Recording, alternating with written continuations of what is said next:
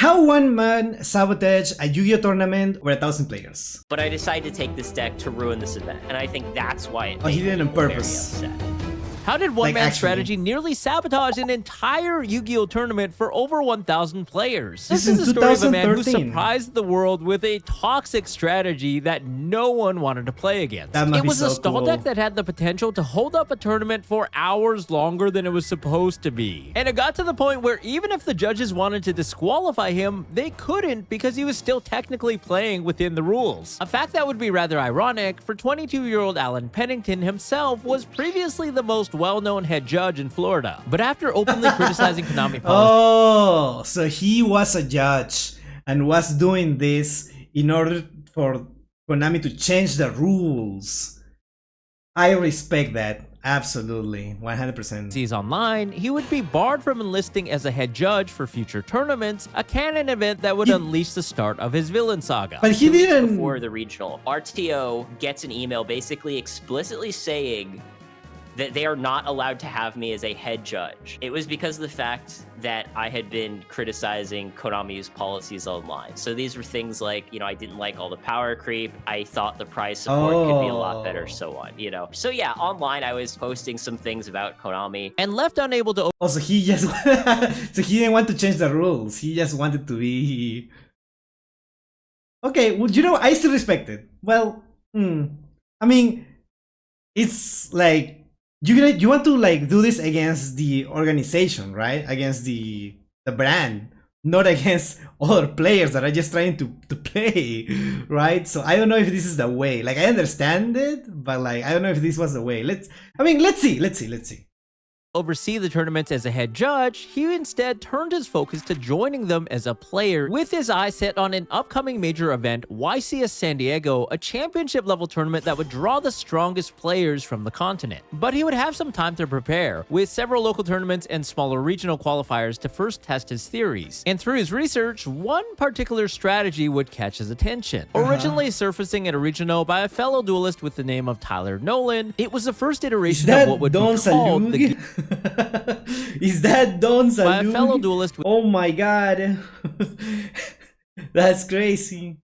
the name of Tyler Nolan, it was the first iteration of what would be called the Gishki FTK. The concept was pretty simple. Use draw spells to draw as much of his own deck as possible, and then use cards like Hand Destruction and Card Destruction to force the opponent to draw multiple cards until they eventually decked out. Tyler Nolan, Is that still very, possible? very good player. He posts a tournament report of him going 6-3 at a regional with Gishki FTK. And this kind of mostly flew under the radar because, hey, it's a regional. He went 6-3.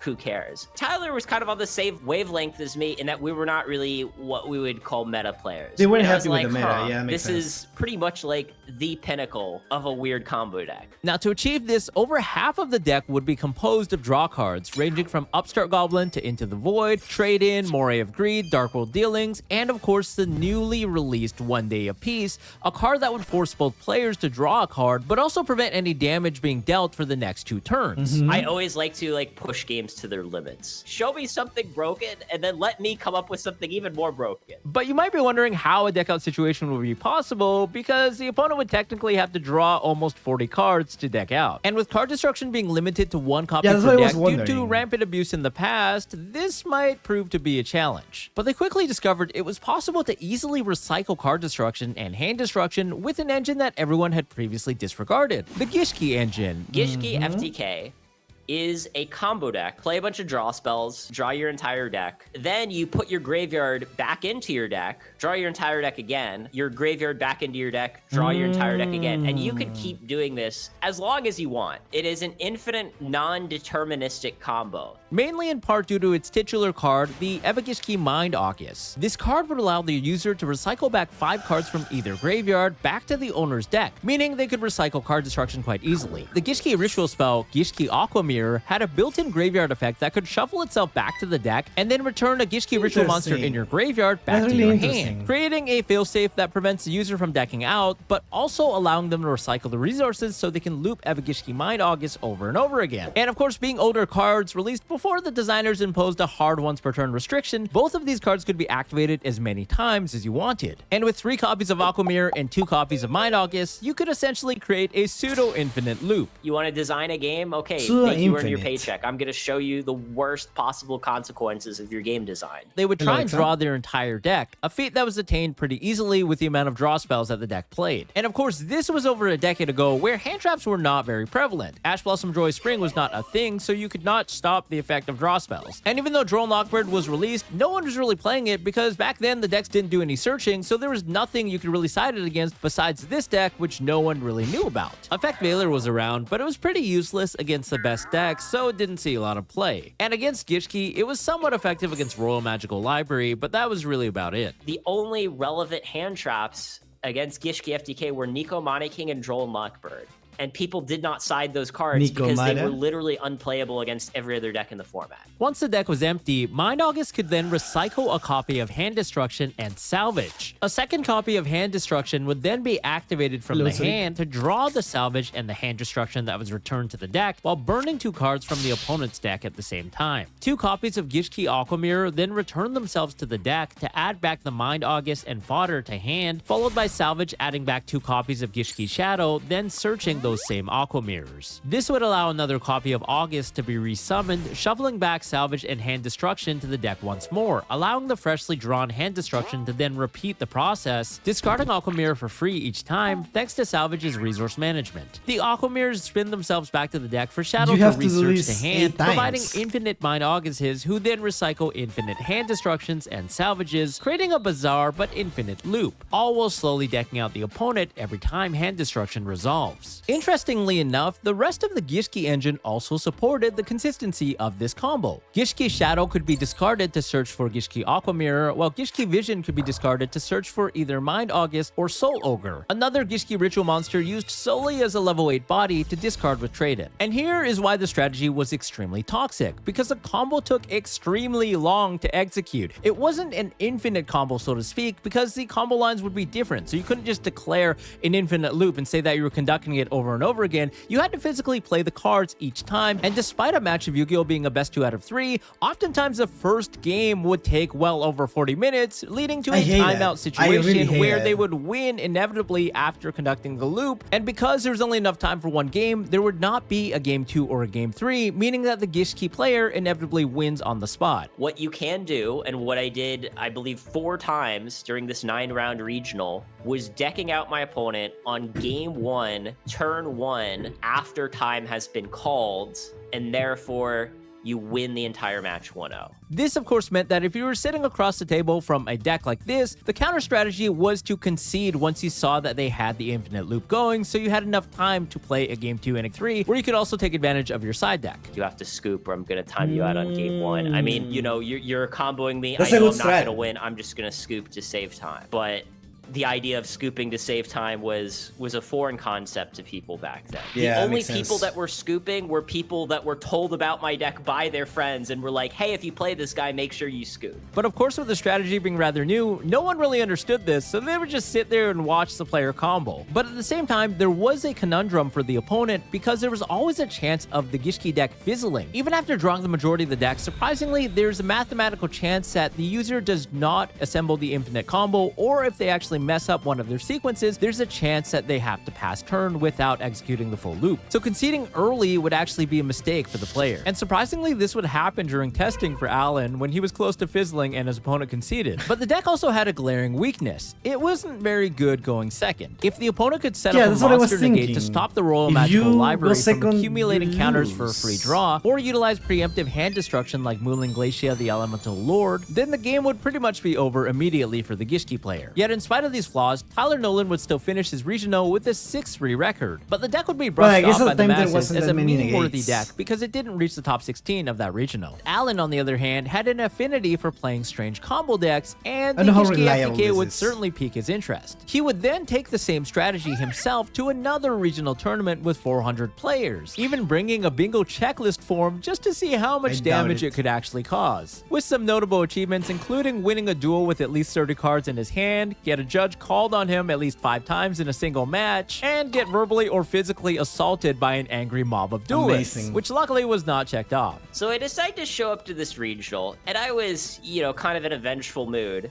And I decided to take this Gishki FTK deck, but I decided to take this deck to ruin this event. And notably, in this tournament, he would time out at least 5 of his opponents, some of which got extremely salty and even called the judge. In fact, one player would return the favor of Sabotage by deliberately cutting his deck even if there were only 2 or 3 cards left and asking him about every single card effect. A strategy that would prove to be rather ineffective, for he would eventually time out and lose because of it, adding more fuel to the butthurt. Getting mad at me for playing Gishki FTK, and I'm like, no, this isn't my problem. This is Konami's problem. They're the one trying to promote this gameplay. I'm just taking it to its logical extreme. But I through his don't testing, think he that's would the right also way. realize that the deck had a Looking at it. slight counter within the format in the form of Thunder King Ryo. This was a card that would prevent him from utilizing his Gishki cards to search his deck, effectively shutting off the 6 Gishki effect monsters that would search for Aquamirror or Mind August. But as long as he had draw power, he could consistently summon out a large Gishki ritual monster and then proceed to swing over Ryo by battle, continuing to combo in main phase 2.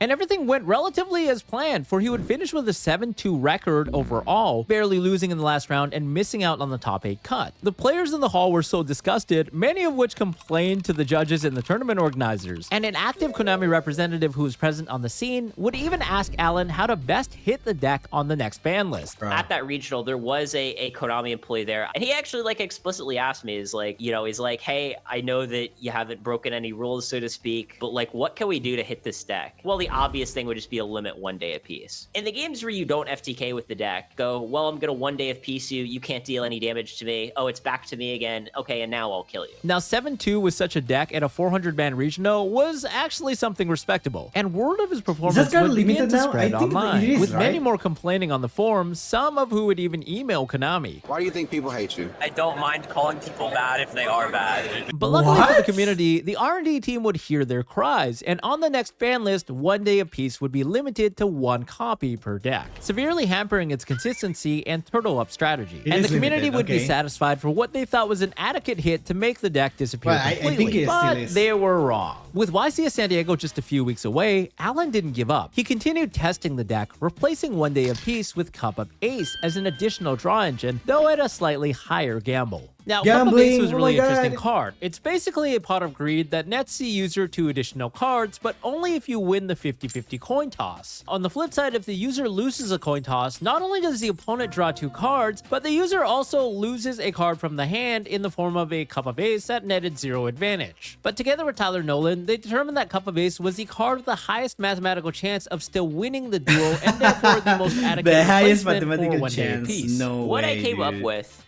is Cup of Ace. Say if you have 2 Cup of Aces and one of them draws you 2, the other one draws your opponent 2. That's actually fine and sometimes can even be helpful, because one strategy that people can use against Gishki is to just set a bunch of back rows, because then you can't legally activate hand destruction, right? Because you need 2 cards in your hand to legally activate hand destruction. Because I can take advantage of the ones that draw me cards and the ones that draw you cards by making my hand destructions, legally able to be activated. Despite hurting the deck, the ban list would also help it indirectly by hurting its bad matchups. For starters, number 16 Shockmaster was finally banned, a card that previously meant immediate loss for the deck should they win the Dyro and call spells. Now, YCS San Diego was particularly unique, and it was different from the standard Yu-Gi-Oh! Championship series. Instead of using a constructed deck, for the first 9 rounds of day 1, they would be forced to build a sealed deck from 6 packs of Battle Pack, with a 7-2 or better record required to make day 2, where Allen would then play 5 more rounds using his Skishki deck. Surprisingly, this actually made the deck a lot more viable, given that there were less rounds with it, which meant less die rolls, less variants, and ultimately a lower chance to fizzle out, providing the deck a solid chance to top if he could muster at least a 3-2 record with solid tiebreakers. The YCS tournament would begin with the judge handing Alan a deck box containing one of the worst sealed pools he had ever seen. Gore's the Emissary of Darkness, Solemn Judgment, Mirror Force, or Damage Step battle modifiers like Forbidden Lance were key cards in the sealed pool, but his deck would contain none of these, beyond one lone copy of Heavy Storm as his sole power card. I actually opened like a horrible sealed pool. I did not open a lot of power cards, but I still went 7-2. I credit that to a lot of playtesting with Michael Lux. But unlike the majority of other players in the room, what he did have was practice. The man had taken ample time before the event to carefully research all of the niche interactions and the cards in the set, having purchased multiple cases This just is a to practice with professional his hater, friends holy. in the weeks leading up to the tournament. Though he would be forced to endure a battle of attrition as the decks got better and better with every consecutive match that he won, he miraculously finished with a 7-2 record, defeating national champion Patrick Holben on the last round of day 1, granting him access to day 2 where the real tournament would begin. And on the next day, Alan woke up knowing that he was about to send a wake-up call to the Yu-Gi-Oh community, the likes of which they have never seen Is before. that real? Is But that a real unlike at the screenshot? I regional, don't where the think so, deck was right? a completely new concept, by now a lot of the players had caught on to the fundamentals and the basics of how the deck worked, having spread word online of his performance at that regional. At the regional, there's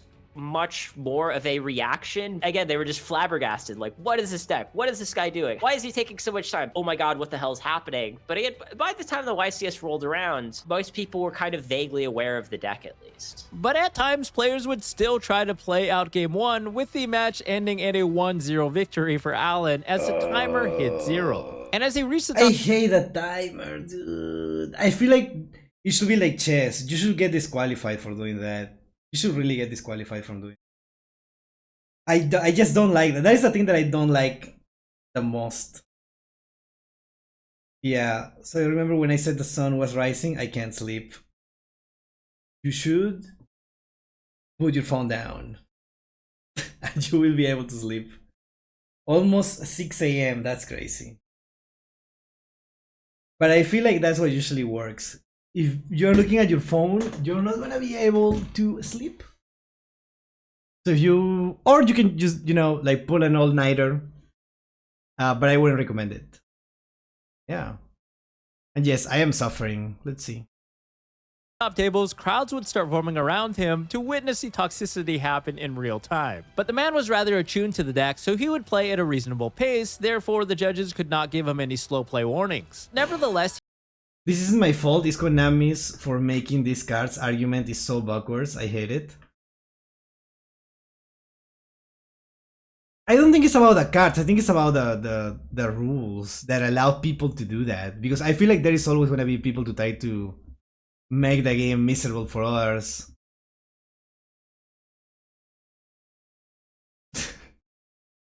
he would feel the gaze of the judges upon his shoulder, but he would frequently remind his opponents that they could concede at any point in time, so the judges wouldn't think he was stalling or using the time maliciously in his favor. With 5 rounds in day 2, he would start with a 3-1 finish, requiring only one more win to make it into the top 32 cut, where the playoff would begin. And at this point, his utmost skill with the deck would be challenged, for his opponent was none other than Robbie Boyajian, a previous YCS champion. Not only was he a phenomenal player, but he also knew how the deck worked fundamentally because he had friends who had texted him previously before the match about conceding early. But for some reason, he wouldn't concede early enough, leading to time being called during siding after game 1, which meant that Allen would be declared a 1-0 victory, propelling him into the top 32. What I believe happened is that he was trying to set up a situation where we would draw the match, because if we drew, we would both make top 32. And it's a horrible matchup for him. So he pretty much knows that unless I get very unlucky, he's not going to win. So we're going into game 2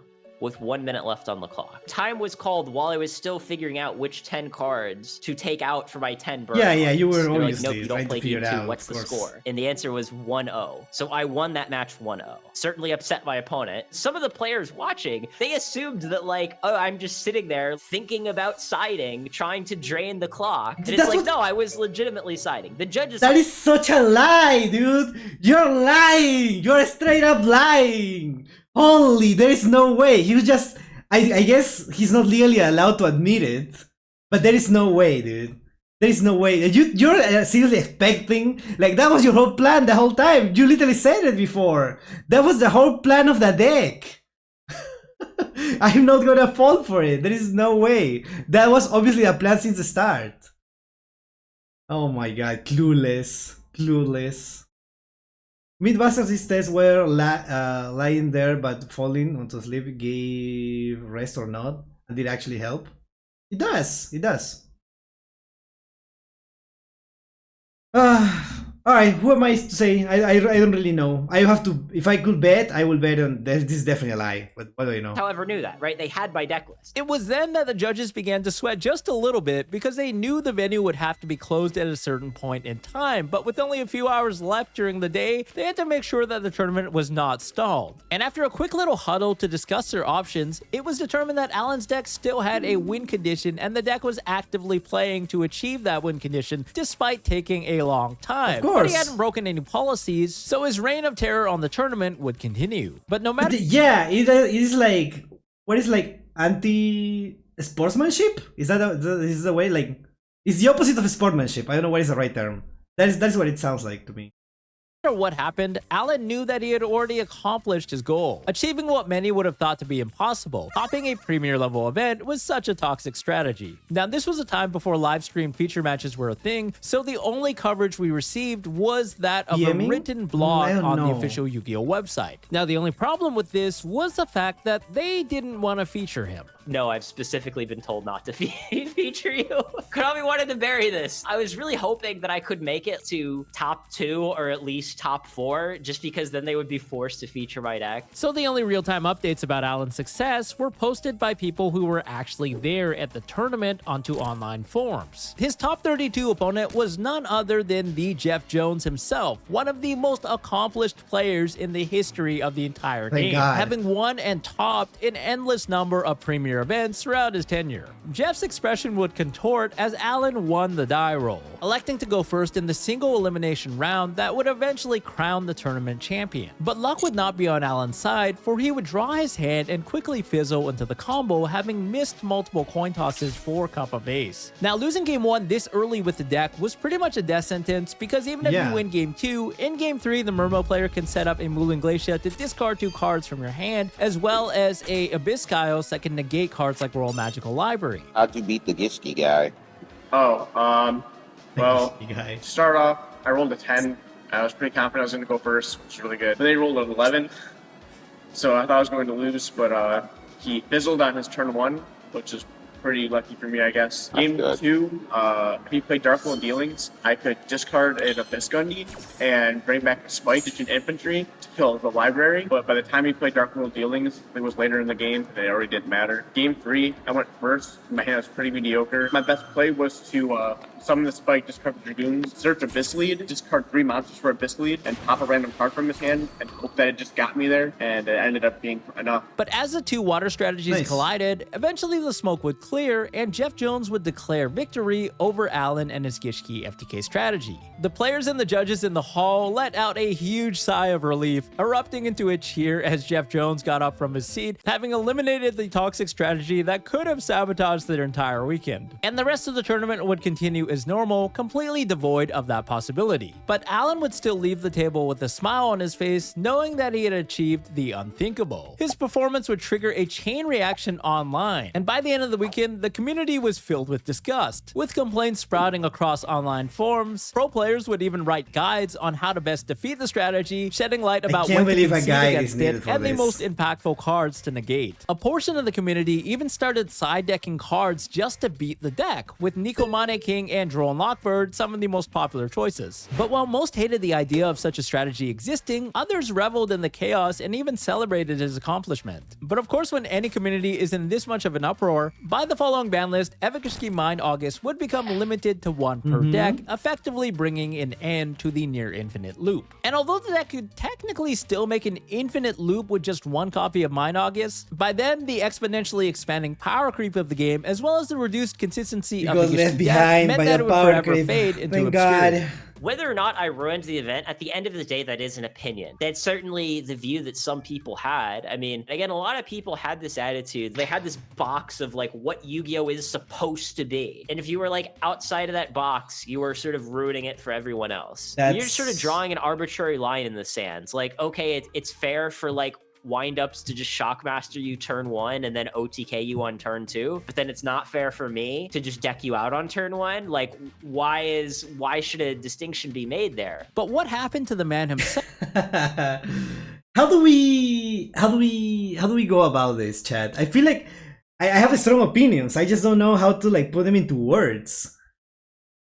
Like, yeah, there are some things that are part of the game and seem that they are not like that they seem unfair, right? But I feel like winning by just going first, like going first and trying to use this rule of the timer. I guess it's technically not his fault. Like, he's playing the game, right? He's just like playing with the rules. But it just feels like so. It's like how a lot of like soccer players or football players, whatever you want to call them, they just like fake injuries the whole time just to like get. I hate that. I hate that. I feel like that is not a way to play any game. You're just faking it. You're like making time with the side deck just to make your opponent lose. It's insane. That shouldn't exist. Like, the side decking time shouldn't like be included in those, like in that time to end up in a to declare a winner. That is not. We need a chess clock, chat. We need a chess clock like in Master Duel. Definitely 100%. As a person who loves meal, this is awkward. I don't know what meal is, but yeah, and I know BM is bad manners. But I just don't think that is the opposite of sportsmanship in this case. Alan Pennington, you might ask? Well, after cementing an unforgettable legacy within the competitive history of Yu-Gi-Oh!, he would quit the game and switch to Magic the Gathering instead. He also started a rapping career. Going through the room, buying all the binders. I'm a Yu-Gi-Oh! Baller, and I always fresh, never wear a dirty tee. Never drop a game, so I say GG. Yet still periodically coming back to the game and topping at premier events. But today, he still dabbles in retro Yu-Gi-Oh! Formats, including Go Control, where he has a YouTube channel, as well as another YouTube channel talking about his lifestyle in Asia. Okay. Alright. Interesting. Formats would trigger. Why bother playing them? You could just punch them in the face and walk away. You accomplish about as much. You should be a 2-player game. Yeah, I feel like that is not how it works right now. Chess clocking in Paper Yu-Gi-Oh! Will be a hell to keep track of with the constant interaction back and forth. Yeah, but it works in Master Duel, right? I feel like there should be. It has to work. Yeah, Master Duel is automatic. Yes, I know. But you just like there is no other way because I guess it's such a small problem because not everyone plays like this, right? But I just feel like the time limit is like such a non-way to play the game. I just don't like it. I hate the idea of it. I feel like stalling like that shouldn't be allowed, and the intentions are like hard to prove. It's not objective, right? Maybe he was actually trying to find the right card for side decking, but he wasn't. Like, let's be honest. There is no way. Oh my god. Mill is Magic the Gathering term for discarding your opponent's library directly into the graveyard. Well, I don't know how it works in Magic, but maybe that it's like... I don't have a problem with decks that do that. I have the problem with this guy just going first, and that is the win condition. It's just luck. I know he obviously worked hard into making this deck, and that is a skill that definitely should be commended. But that is not the strategy. The point is like to go first and not have a game 2. Not have a game 2 is like the problem here.